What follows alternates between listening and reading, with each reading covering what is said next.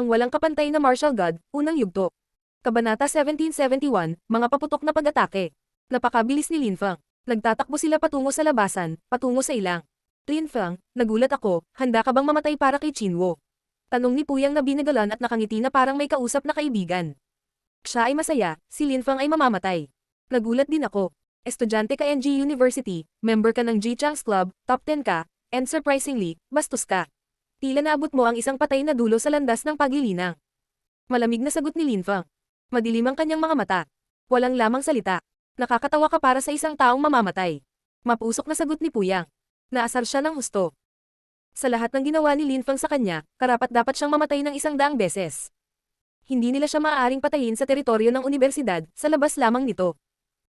Ngunit sa kabuuan, hanggat namatay si Lin Feng, ayos lang. Pagkaalis ng lungsod, dinala ni Puyang si Lin Feng malayo sa universidad.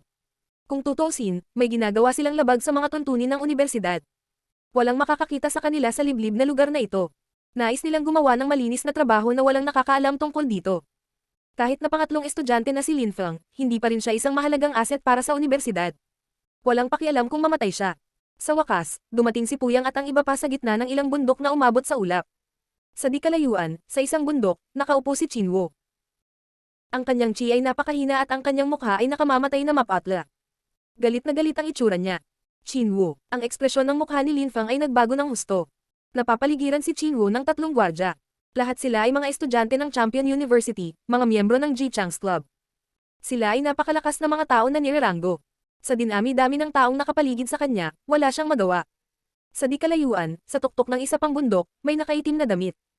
Nakapikit ang mga mata niya na parang walang kinalaman sa kanya ang lahat ng iyon. Inanyayahan siya ni Yu Wenhao na pumunta. Ang kanyang pangalan ay Feng Heisha, at siya ay isang malakas na cultivator mula sa mas mataas na listahan. Sa sandaling iyon, binuksan ni Feng Heisha ang kanyang mga mata at walang pakialam na tumingin kay Lin Feng. Medyo hindi siya masaya. 5 miyembro ng Ji-Chang's Club para sa isang bagong estudyante na nasa listahan ng rangkang. Hindi pa ba sapat iyon? Bakit kailangan niyang sumama? Naiinis siya, ngunit dahil handa siyang bayaran ni Yu Wenhao, pumunta pa rin siya. Siyempre, kung walang humiling sa kanya na pumunta, mas mabuti. Binuksan ni Qinwo ang kanyang mga mata, sa wakas ay mukhang natatakot. Sinabi niya kay Lin Feng. Hindi ko akalain na gagawin ng Ji-Chang's Club ang ganoong bagay. Lin Feng, hindi ka dapat pumunta. Hinihintay ka nila. Katawa-tawa, batas ito ng gubat. Qinwo, noong nag-aaral pa lang si Lin Feng, tinulungan mo siya, at hinarap mo ang club ni Ji-Chang kahit na hindi ka namin sinaktan. Palagi ka naming binibigyan ng mukha. Hindi mo alam kung paano ibahin ang mabuti sa masama at nagpasya kang makipagkaibigan kay Lin Feng. Dahil sa ganyan, sarili mo lang ang masisisi mo. Galit na sigaw ni Puyang. Galit na galit si Lin Feng. Inagaw ng club ni Ji-Chang si Qinwo dahil kaibigan niya si Lin Feng. Nandito ako ngayon. Hahayaan mo ba siya? Malamig na tanong ni Lin Feng. May tumingin sa kanya. Malamig na sabi ni Puyang. Ang dalawang iba pa, pati na sina Puyang at Leng Zia, ay pinalibutan si Lin Feng. 4 na tao para sa isang bagong mag-aaral na nasa listahan ng mga potensyal na champions. Wala akong pakialam, hindi mo magagamit ang mahalagang kayamanan, kailangan mong gamitin ang iyong lakas. Malamig na sabi ni Feng Heisha kay Puyang at sa iba pa. Anong ginagawa nila? Lalo na sina Puyang at Leng Zia. Pareho silang nasa tuktok sa universidad at ngayon ay 4 na sila sa paligid ni Lin Feng. Boom boom boom. Isang nakakatakot na chi ang sumalakay sa hangin at nagsimulang sumipol ang mga cosmic energies. Puyang condensed kulog, itinapon ang mga ito diretso kay Lin Feng. Gayunpaman, nanatiling hindi gumagalaw si Lin Feng, kasing tahimik ng tubig. Hinayaan niyang bambahin siya ng kulog na cosmic energies. Ang kanyang pisikal na katawan ay mas malakas sa dati. Hinatak ni Puyang ang mahabang mukha. Ang paggamit ng cosmic energies ng lupa at kalangitan upang labanan si Lin Feng ay walang silbi. Magagamit lang niya ang mga cosmic energy spells para labanan siya. Masyadong malakas ang pisikal na katawan ni Lin Feng. Si Lin Feng ay nalinas ng lakas ng Deva Marakalpa sa ika-5 pagkakataon, at ang kanyang pisikal na lakas ay bumuti muli. Ang kanyang pisikal na katawan ay nasa level 9 na ngayon ng mababang Huang Chi layer. Nangangahulugan ito na halos malabanan niya ang anumang level 9 cosmic energy. Sabay nating salakayin siya at patayin. Malamig na sabi ni Puyang. Pagkatapos, umaban siya, mabilis na nagpakawala ng mga kulog na enerhiya, na naging kulay ube ng hangin. Kasabay nito, lumitaw din ang mga walang laman na enerhiya sa espasyo. Ginamit din ni Leng Zia ang kanyang Deadly Imperial Punch na naglalaman ng death energy. Ang iba ay hindi mas mahina. Ang isa sa kanila ay naglabas ng napakalaking gininto ang kamay, at ang isa naman ay gumamit ng 9 Cauldron Celestial Chi skill, ang parehong kasanayan bilang Qinwo. Sabay-sabay na naglabas ng nakamamatay na enerhiya ang 4 na cultivator. Nasira ang hangin at pinuputol ito ng mga sipol. Ang lahat ng enerhiya ay lumipat patungo kay Linfang ng buong bilis at sabay-sabay. Pinoprotektahan ni Linfang ang kanyang sarili gamit ang dalawang mabibigat na armor. Tumalon siya at biglang gumalaw ang mga ilaw sa bawat direksyon, na naglalaman ng walang laman na espasyo at Earth cosmic energies. Ang patlang ay naging ganap na patag. Puno ng damo, at iba pa ay nawala habang patuloy na gumagalaw si Linfang. Bits. Gumalaw si Linfang na parang hangin pakanan, at kasabay nito, hindi niya nakalimutang sumuntok at bitawan ang kanyang purple tank patungo sa isang kaaway, pinipigilan ang isa sa pag-atake, at nagpatuloy sa pagtakbo habang nag-condensize ng mas maraming Earth energy. Nagpatuloy din ang paggalaw ng mga ilaw sa bawat direksyon. Naging madilim ang hangin. Sinimulan ni Linfang ang unang yugto ng kanyang setting Sun Meteorite, ang kanyang espada ay naglalaman ng walang katapusang lakas ng lupa. Gamit ang hindi kapani-paniwalang pisikal na lakas ng kanyang mga braso, ang pag-atake ay bumaba mula sa langit ng buong bilis. Isa itong napakabigat na espada at nahulog ito sa katawan ng lalaking iyon. Nagbanggaan ng gininto ang kamay at ang mabigat na espada. May impresyon ng kalaban na nasuntok niya ang isang napakalaking bundok. Boom! Pagkatapos ng unang yugto, para bang nagsimulang gumuho ang langit at lupa.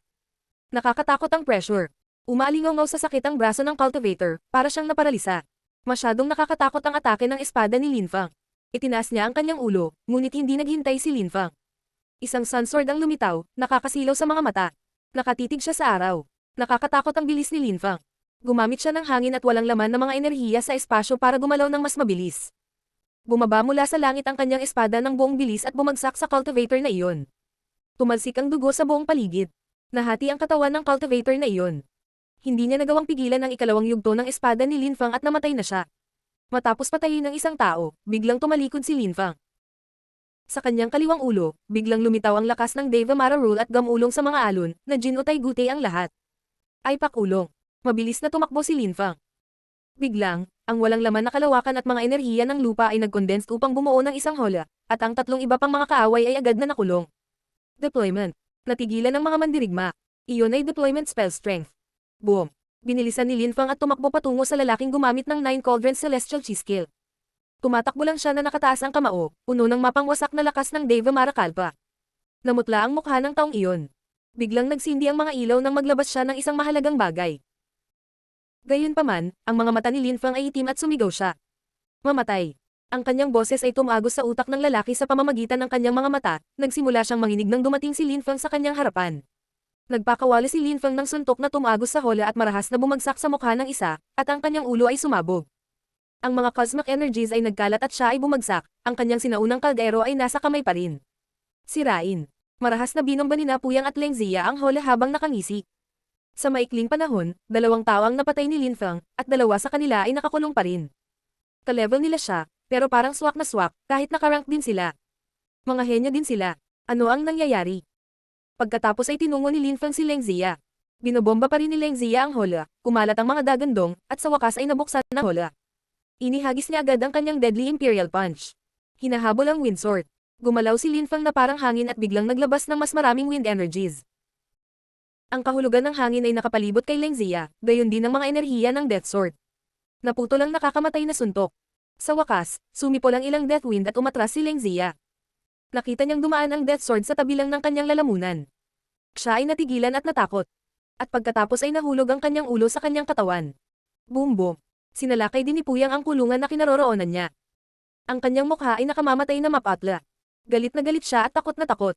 Pinatay ni Linfang ang 3 ranggo na tao. Ang 3 ranggo na mga tao ay namatay ng napakabilis. Hindi man lang nila nakayanan ng isang pag-atake at namatay kaagad. Ang mga nakakasilaw na ilaw ay sumalakay sa hangin. Walang oras si Puyang para tumakbo sa Fanghesia. Naglabas siya ng isang kayamanan at kulog na enerhiya na gamulong sa hangin. Inilabas ni Linfang ang kanyang TNG sword, pinakawalan nito upang lumutang sa hangin. Kasabay ng paglabas ng isang sun disk sa kanyang kamay, ito ay nakasisilaw na parang araw. Kung atakihin mo ako, papatayin ko si Chinwo. Sigaw ni Puyang, mabilis na tumakas. Ang kanyang mukha ay nakamamatay na mapatla. Ayaw na niyang makipag-away. Ang walang kapantay na martial god, unang yugto.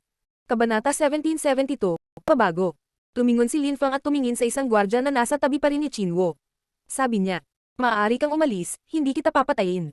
Pero kung hinawakan mo siya, papatayin kita. Pagkatapos, naglabas si Linfang ng death energy sa pamamagitan ng kanyang mga mata. Nanginginig ang gwardya na iyon at sumulyap kay Fanghesia. Sa sandaling iyon, pinapanood ni Fanghesia si Linfang. Kumikislap ang kanyang mga mata. Napakalakas ni Linfang. Kinokontrol niya ang ilang uri ng cosmic energies, hindi kapani-paniwala ang kanyang sword techniques at deployment spells. Napatay niya ang 3 ranggo na cultivator sa isang kisap mata. Para sa kanya, ang 3 ranggo na mga tao ay mga piraso ng basura. Tumingin muli si Lin Fang kay Puyang at malamig na sinabi. Gusto mong magdulot ng sarili mong pagkasira. Pagkatapos, inihagis ni Lin Fang ang kanyang sun disk.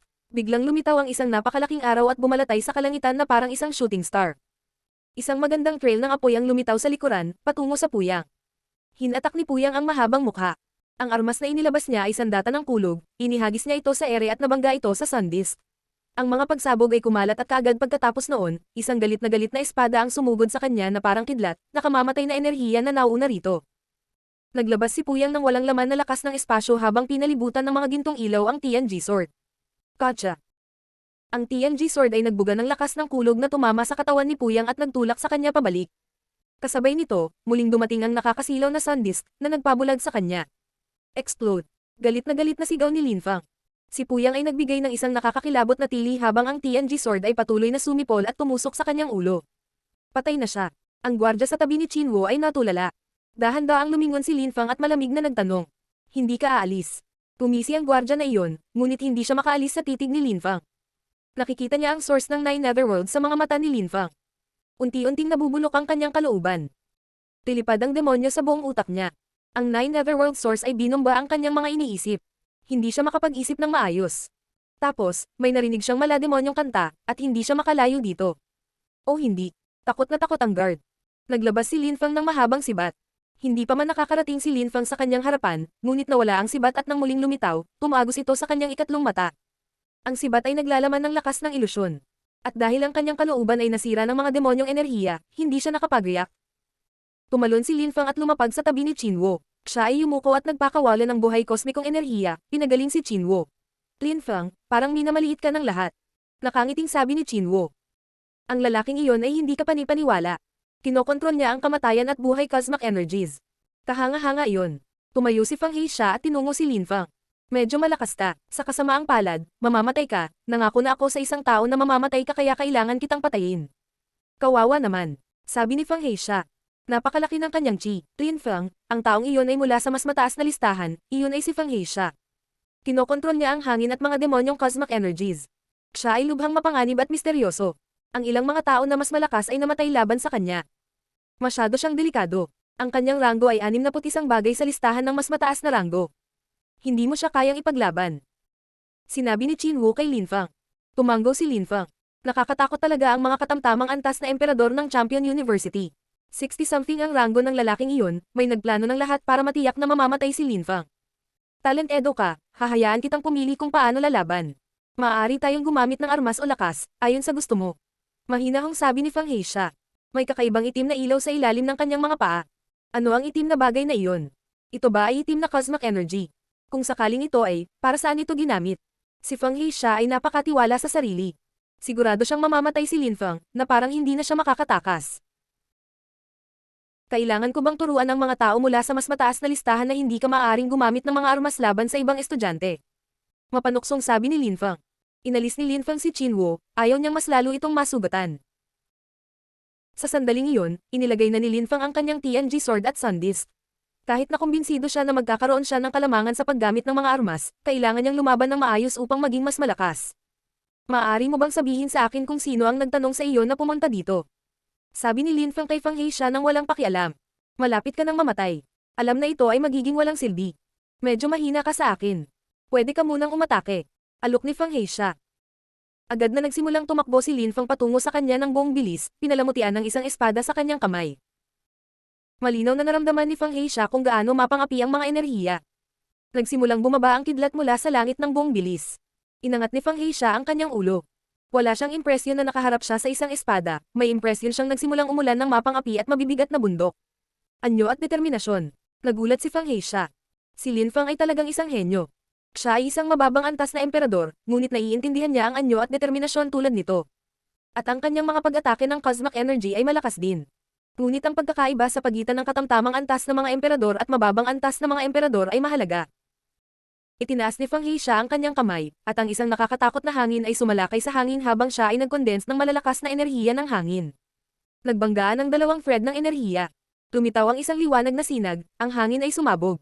Ang silweta ni Linfang ay umakyat sa langit, nag-iwan ng bakas ng enerhiya sa likuran niya. Sinisimulan niya ang ikalawang yugto ng pag-atake ng kanyang espada. Ang araw ay sumisikat ng nakabulag sa kalangitan. Dumaing si Fang Heisha. Isang madilim na cosmic energy ang nag-burr sa kalangitan, si Fang Heisha sa gitna. Ang liwanag ng araw ay hindi maaaring tumagos dito. Pinalibutan ng kadiliman si Linfang, ngunit si Linfang ay may hawak na sun sword sa kanyang kamay. Pinalibutan siya ng kosmikong enerhiya ng hangin habang papalayo siya. Ang ikalawang yugto ng kanyang pag-atake ay hindi pa tapos, pinalibutan ng lakas ng hangin ang kanyang espada, anyo at determinasyon na pinagsama-sama. Kumikislap ang mga enerhiya. Malamig na ngumiti si Fang Heisha at nag-condense din ng wind energies.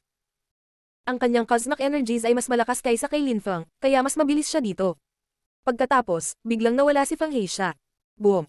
Isang nakakatakot na lakas ang lumitaw, kumikilos na parang hangin at kulog. Biglang kumilos si Linfang ng napakabilis, isang sonic boom ang sumunod sa kanya. Nagulat muli si Fang Heisha. Dama pa siya sa madilim na lugar, tumingin sa paligid, at lumitaw ang tatlo sa mga clone ni Linfang.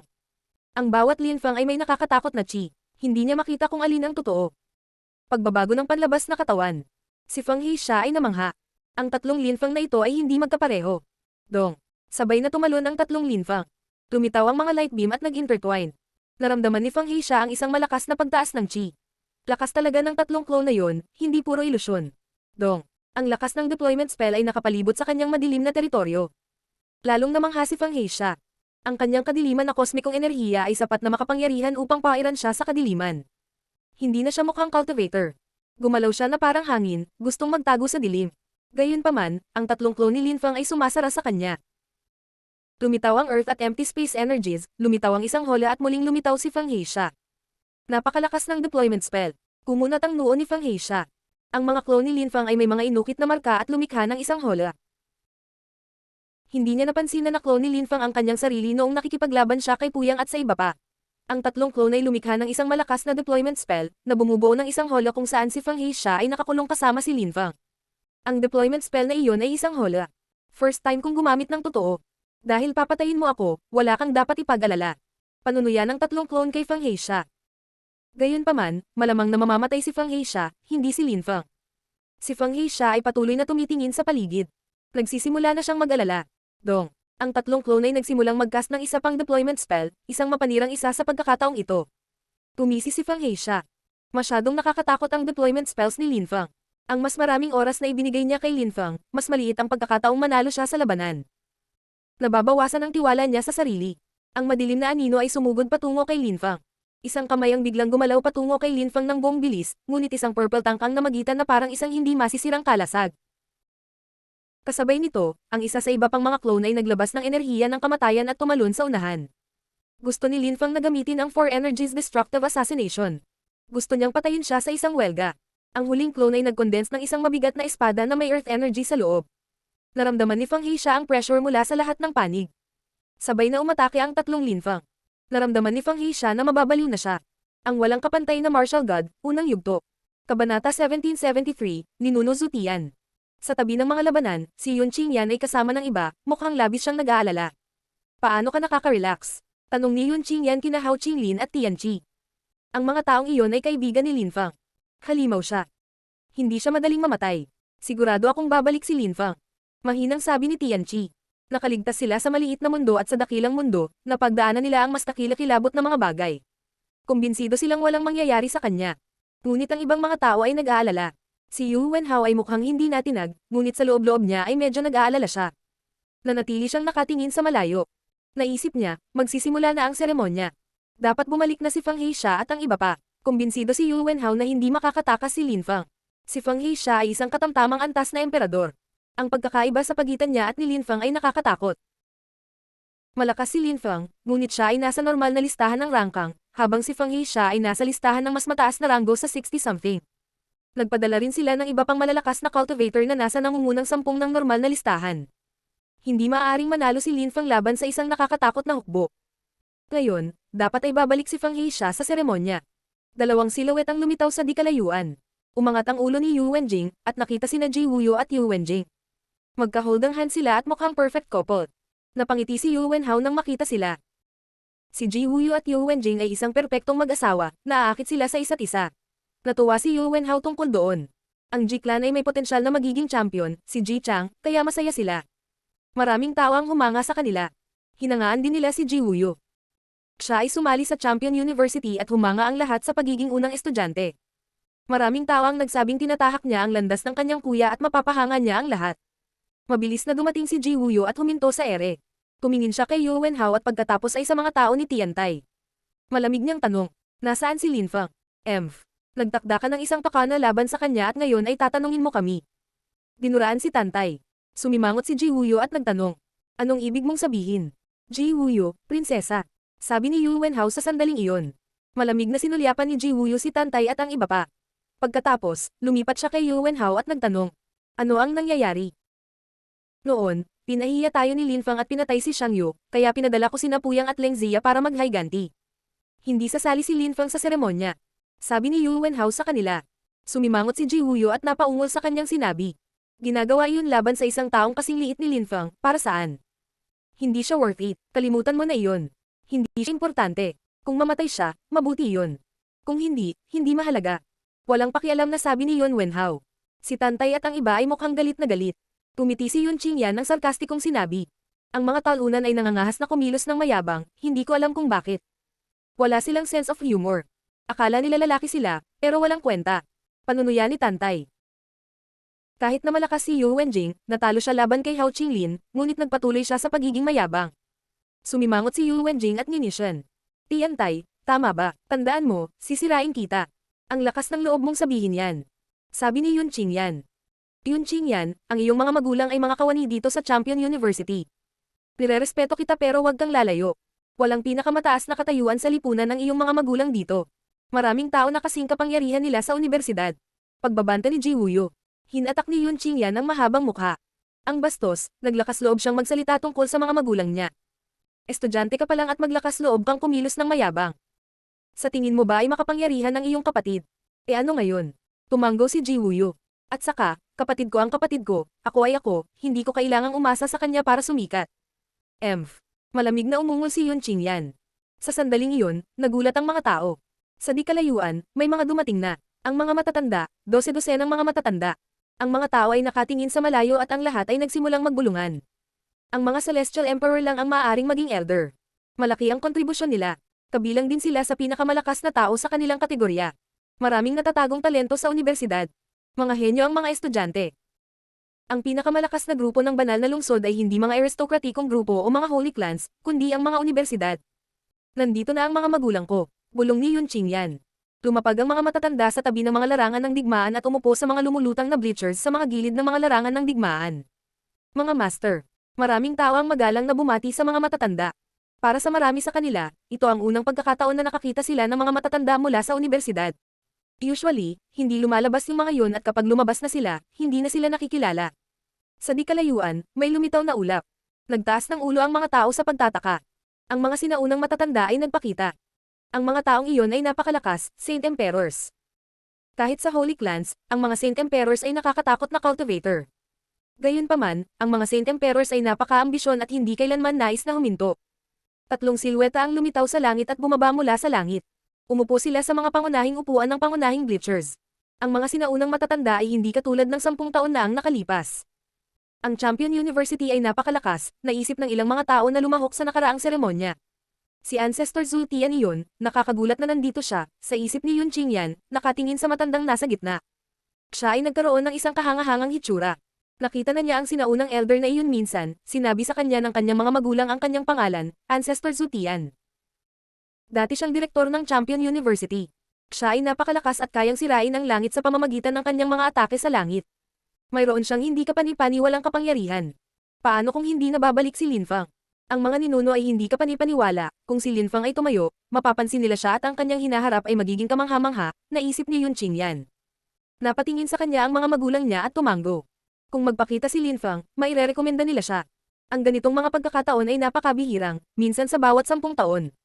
Sa sandaling iyon, tumingin din si Ji Wuyo sa mga sinaunang matatanda at sinabi kay Yu Wenjing. Si Ancestor Zhu Tian iyon, noon, pumunta ako sa Celestial Mountain kasama ang aking kapatid at nakita ko siya. Dapat naaalala niya ako.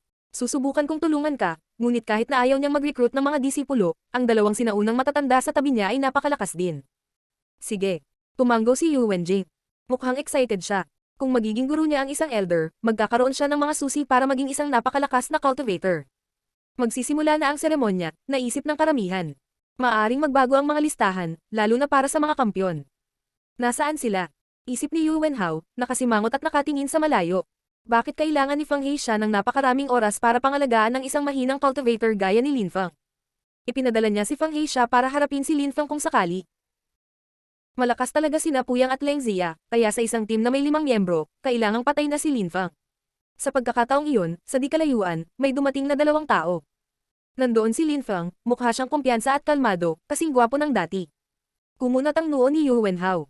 Bigla siyang nagmukhang galit na galit. Paanong posible iyon? Paano siya nabuhay? At kasama si Qinwo. Kumunat ang noo ni Yu Wenhao. Walang tao sa likod ni Lin Fang at Qinwo. Nasaan sina Fang Heisha, Puyang, at Leng Zia? Hindi maintindihan ni Yu Wenhao, nasaan sila? Lin Fang. Sa sandaling iyon, napansin din ni Qing Fang si Lin Fang. Tuwang-tuwa siya. Tuwang-tuwa na tumingin si Yun Qingyan at ang iba pa. Bumalik na si Lin Fang.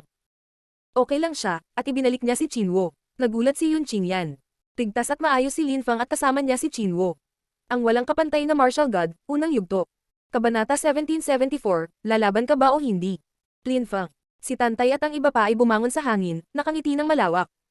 Tumalon si Lin Fang sa kanila, sumunod si Qinwo. Malamig na tiningnan ni Lin Fang si Yu Wenhao at sinabing, ang star group ng Jichang's Club ay binubuo ng isang grupo ng mga tanggang bastard na mas masahol pa sa mga aso. Mga walang hiya lang sila. Galit na galit ang mga miyembro ng Jichang's Club nang marinig nila si Lin Fang. Napakayabang. Walang nang ahas na sakta ng club ni Jichang, ngunit ginawa ni Lin Fang at patuloy niya silang pinapahiya sa lahat ng oras. Mga walang laman na salita. Sabi ni Ji Wuyu, malamig na sumulyap kay Lin Fang. Miyembro siya ng star group ng Jichang's Club. Nakaramdam din siya ng hiya. Nagpadala ang star group ng 5 tao para kidnapin ang kaibigan kong si Qinwo at pinagbantaan siyang papatayin maliban kung pupunta ako doon, tapos gusto nila akong patayin. Mas masahol pa sila sa mga duwag, mga asong walang kwenta. Nakakahiya ka sa city. Agresibong sigaw ni Lin Fang. Hindi niya binigyan ng kahit anong mukha ang club ni Jichang. Unti-unting lumingon sa kanila ang mga tao sa paligid. Nasugatan si Qinwo, kaya naniwala ang karamihan na ginawa iyon sa kanya ng Jichang's Club. Si Jichang ay nagtatag ng Jichang's Club at napakalakas, kaya nitong mga nakaraang taon ay lalo silang naging mayabang. Naglakas loob silang gumawa ng anumang bagay para sa kapangyarihan. Napakaraming beses na silang pinahiya ni Lin Fang, ang club ni Jichang na gustong makaganti ay talagang posible. Ilang tawang nang ahas na hiyain ang club ni Jichang at ngayon ay paulit-ulit silang pinapahiya ni Lin Fang. Nagpadala pa sila ng 5 tao para patayin siya. Naisip ng karamihan. Nagtataka sila kung sino ang 5 cultivator. Pagkatapos ng seremonya, pupunta sila at tingnan ang listahan ng ranggo. Kung ang 5 taong iyon ay wala na sa listahan ng rangkang, nangangahulugan ito na pinatay na sila ni Lin Fang. Talagang malakas si Lin Fang, kaya posible. Ang hindi nila alam ay ang mga cultivator na pinatay ni Lin Fang ay hindi lamang nasa normal na rangkang list, nakapatay din siya ng isang cultivator na nasa higher rangkang list. Tanging si Yu Wenhao lang ang nakakaalam na ang ganoong cultivator ay nandyan para harapin si Lin Fang. Ang hindi niya maintindihan ay, nasaan si Fang Heisha, at bakit hindi niya sinubukang patayin si Lin Fang. Lin Fang. Galit na sigaw ni Ji Wuyu. Biglang naging kalmado ang hangin. Pinandilatan ni Ji Wuyu si Lin Fang na may pagpatay sa kanyang mga mata at malamig na sinabi. Gusto mo bang mamatay? Pagkatapos ng seremonya, ang mga tao ng Tiantai ay lalaban sa mga miyembro ng Star Group sa entablado ng kampyon, at sa pagkakataong ito ay pipirma tayo ng kontrata para sa isang labanan hanggang kamatayan. Tanggap mo ba? Tumalikod si Lin Fang, mukhang mapagmataas at agresibo. Kahit na ang Tiantai ay mayroon lamang isang katamtamang antas na emperador, ang mga mababang antas na emperador na mayroon sila ay napakalakas. Lin Fang, Hao Qinglin, Tian Qi, Wu, Xing Fang, Suan, Tantay at Huang Fulong. At ngayong napatay na ni Lin Fang ang 5 malalakas na cultivator mula sa Star Group, marahil ay hindi na sila makakalaban pa nila. Maaaring makipagkompetensya sa kanila sina Ji Wuyu at Yu Wenjing, ngunit ang iba ay hindi maaaring. Tunay nga, isang grupo ng mga walang kwentang asong babae. Naglakas loob silang tawagin ang kanilang sarili bilang pinakamahusay na grupo ng Champion University. Sila lang ang nag-iisip ng ganyan. Sa tingin nila sikat sila dahil sikat si Jichang, pero sobrang nakakaawa. Ang Tiantai, nakakalikha pa lang, ay kayang sirain ang Star Group.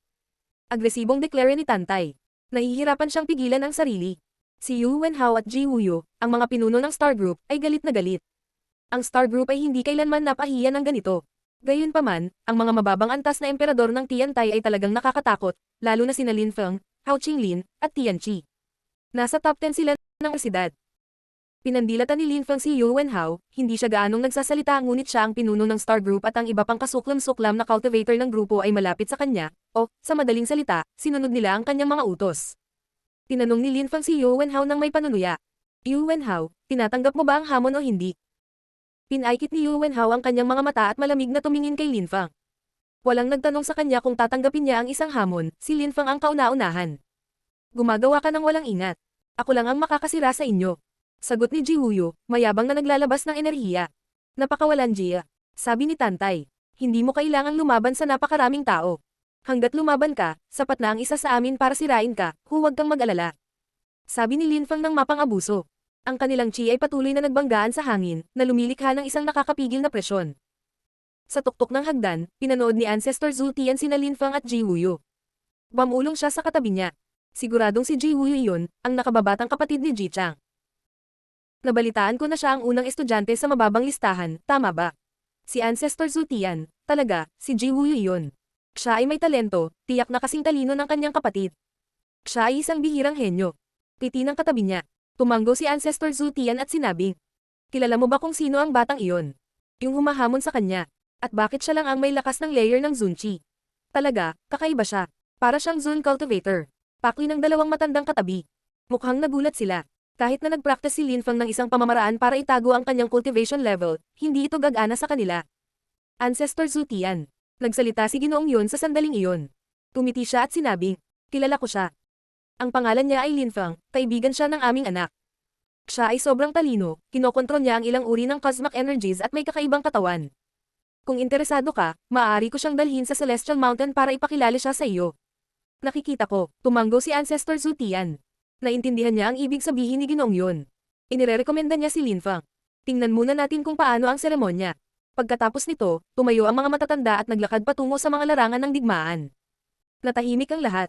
Si Lin Feng, Ji Wuyu, at ang iba pa ay tumigil sa pagtatalo. Bumagsak din ang lahat sa lupa at tumingin sa mga matatanda sa taas ng bleachers. Ito ay ang seremonya ng Champion University, ito ay nagaganap kada dekada. Para sa amin na matatanda, ang 10 taon ay wala, ngunit para sa Champion University, ito ay mahabang panahon, lalo na sa mga batang henyo na napakabilis ng pag-unlad. Ito rin ay isang napakahalagang sandali sa kanilang buhay. Kaya naman, gusto naming makita kung gaano ka naging matatag. Tumingin si Ancestor Zhu Tian sa mga tao at sinabing, sige, nanunood lang kami, ang tunay na bida ay ang mga estudyante, kayo. Tingnan natin kung gaano kalakas ang mga henyo ng mas mababang ranggo. Baka magbago ang mga listahan ngayon. Nang marinig ng karamihan si Ancestor Zhu Tian, tumingin sila sa mga battlefield sa gitna. Mayroong 79 na malalakas na cultivator, isang tao ang nawawala. Ang nagtatag ng Ji Chang's Club, ang champion ng universidad, si Ji Chang. Pero walang nagsabi. Sa Champion University, walang makakapalit sa kanya. Ang layunin ni Ji Chang ay maging tunay na kampiyon ng lahat ng paaralan. Hindi nasali ang Champion University. Mauna na ako. Sabi ng isang malakas na cultivator habang tumatalon. Itinuro niya ang isang malakas na cultivator at sinabi, Fang Yunxi, halika at lumaban. Si Fang Yunxi ay ang ika-53 cultivator sa pinakamataas na listahan. Ang pangalan ng naghahaman ay Qingyang, siya ang ika-62 sa listahan. Pareho silang pambihirang cultivator, naisip ng karamihan. Ang pinakamataas na listahan ay hindi maaaring magbago ng mas mababang mga listahan, dahil ang mga bagong mag-aaral ay hindi ganoon kalakas. Ang pinakamataas na listahan, na tinatawag din ng mga tao na Celestial Champion Ranking List, ay bihirang magbago. At ngayon ay hinamon ng challenger ang isang tao na siyam na posisyon na mas mataas kaysa sa kanya sa listahan, siya ay lubos na kumpiyansa sa sarili. Ang labanan ay hindi binaygo ang karamihan. Karamihan sa mga manlalaban ng Celestial Champion Ranking List ay mga matataas na antas na emperador. Ang kanilang mga cosmic energies ay nakakatakot, ang lupa at ang langit ay nagbabago sa tuwing sila ay gumagamit ng cosmic energies.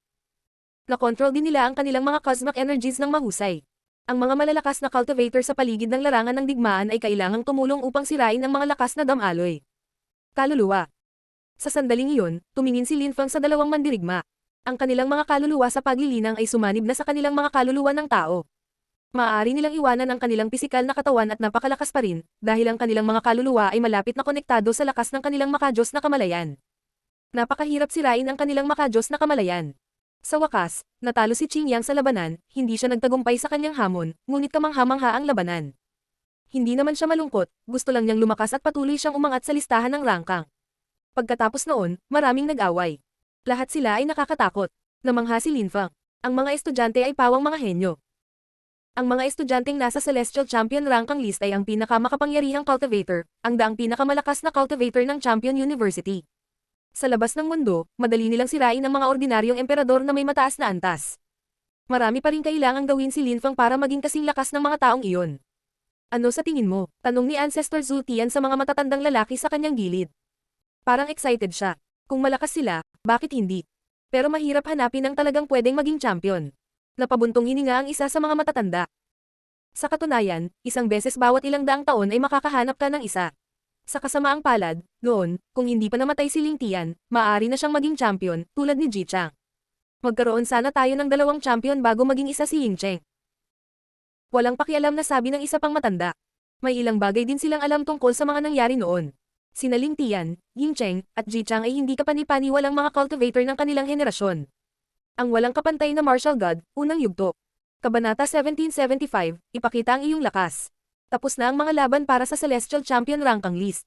Mayroon lamang 100 cultivator sa listahang iyon. Kung may gustong lumaban sa mga taong nasa Celestial Champion ranking list, maaari nilang hamanin sila pagkatapos ng seremonya. Si Ancestor Zhu Tian, ang dalawang matandang lalaki at lahat ng elder ay tumingin sa karamihan. Si Ancestor Zhu Tian ay ngumiti at sinabi. Hindi nakakagulat na ang mga nasa Celestial Champion ranking list ay itinuturing na mga bayani. Kamangha-mangha kayong lahat. Balang araw, mamamangha ka sa buong mundo. Maraming salamat, Ancestor. Sabi ng lahat ng cultivator ng Celestial Champion ranking list, yumuko sa harap ni Ancestor Zhu Tian. Sa hinaharap, hindi naman sila magiging kasing lakas ni Ancestor Zhu Tian, masyado siyang malakas. Sa totoo lang, ang mga naturang cultivator ay halos nasa pinakatuktok na ng cultivation. Kapag nakita kita, pinapaalala mo sa akin ang sarili ko noong kaedad mo ako. Sinag ni Ancestor Zhu Tian. Pagkatapos, tumingin siya sa mga bagong cultivator at binigyan sila ng isang nakapagpapatibay ng ngiti. Lahat kayo ay naging mga estudyante sa nakalipas na 10 taon. Lahat kayo ay napaka-motivated at nagsisimula kang umunlad sa iyong pangarap na maging napakalakas na cultivator. Ngayon, gusto mong makita kung gaano kakalakas. Gusto kong makita kung gaano kalakas ang mga bagong henyo natin. Siyempre, kung ang mga miyembro ng kawani ay nakapansin ng isang tao na abnormal na malakas, maaari silang gumawa ng ilang mga rekomendasyon at natutuwa akong makita silang nagpapakita ng kanilang lakas. Mahilig ay push ng mga kabataan ang limitasyon. Mainit niyang pagpapatuloy. Walang sino man ang mag-iisip na ang matanda ay isang nakakatakot na cultivator kapag nakita siya ay tila napakabuti. Mga kabataan, kung kayo ay napakalakas, baka ang ninuno ay magtatalaga sa inyo ng mga guro. Masayang wika ng matanda sa tabi ni Ancestor Zhu Tian. Tuwang-tuwa ang mga estudyante, dahil iyon ang inaasahan nilang lahat. Halika at ipakita ang iyong lakas. Ang mga gustong sumubok ay maaaring umangat sa himpapawid at ipakita sa amin. Sinabi sa kanila ni Ancestor Zhu Tian. Isang tao ang nagsabi. Ako, bago bumangon sa himpapawid at naglabas ng ilang uri ng cosmic energies. Sumimangot ang karamihan, kahanga-hanga ang 5 uri ng cosmic energies. Pagkatapos, nagsagawa siya ng isang pag-atake. Mga naglalakihang alon ng mga enerhiya na natipon sa hangin. Napakalakas ng hangin kaya ang alikabok ay tumaas hanggang sa langit ng eye of niya ito. Hindi masama. Ang mga estudyante ng aking Champion University ay pawang mga bayani. Tumanggo si Ancestor Zhu Tian. 5 klase ng cosmic energies, hindi masama iyon at magagamit niya rin ang mga iyon para magsagawa ng mga pag-atake. Ang ilang mga tao ay agad na nasaraan ng loob. Noong una ay gusto nilang ipakita ang kanilang lakas, ngunit pagkatapos nito, napagtanto nilang hindi sila kasing lakas ng lalaking iyon kaya nag-aatubili sila. Gaya ng inaasahan, bumangon sa ere ang pangalawang estudyante. Siya ay isang cultivator ng espada at alam niya ang 3 uri ng cosmic energies na maaari niyang isama sa kanyang mga atake ng espada. Nakakagulat, lumitaw ang cosmic na kahulugan at ginawa ang kanyang mga pag-atake ng espada na nakakatakot. Napakatalino. Bulalas ni Ancestor Zhu Tian, nakangiti at tumanggo ng kanyang pagsang-ayon. Sa sandaling iyon, ang ilang mga silhouette ay tumaas sa hangin. Sabay-sabay nilang binitawan si Chi. Ang isa sa kanila ay may iba't ibang uri ng cosmic energies, ang isa pa ay kinokontrol ang nakakatakot na mga diskarte, at ang huli ay may espesyal na katawan. Pambihira silang lahat. Ang karamihan sa mga tao sa lupa ay hingal sa pagkamangha. Bamantong hininga si Lin Feng, talagang malakas ang mga taong iyon. Pupunta ako at susubukan din. Tumiti si Tantay. Pagkatapos, siya ay bumangon sa himpapawid, isang leon ang umungal, ang lupa at ang langit ay nagsimulang manginig ng marahas, at isang dambuhalang at nakakatakot na leon ang lumitaw sa likuran niya. Ang mga enerhiya ay inilabas sa mga alon ng kapangyarihan. Si Tantay ay mukhang isang brutal at uhaw sa dugo na halimaw. Mabilis na naging malakas si Tantay, naisip ni Lin Feng. Hindi nakakagulat na siya ay tinuturing na isang talagang malakas na cultivator sa kanyang tribo. Ang lakas ng pagsabog. Paano ba naman kasi may nararamdaman ako na nakita ko na yung lalaking yun sa isang lugar? Bulong ng isang elder, nakatingin kay Tantay. Kumunat ang noo ng katabi, kumikislap ang mga mata. Kamukha niya si Ling Tian. Talagang, kamukha niya si Ling Tian, ngunit hindi gaanong kalakas ang kanyang mga pag-atake. Ginamit ni Ling Tian ang lakas ng Dragon Elephant noon, ang kanyang mga pag-atake ay mas sumasabog.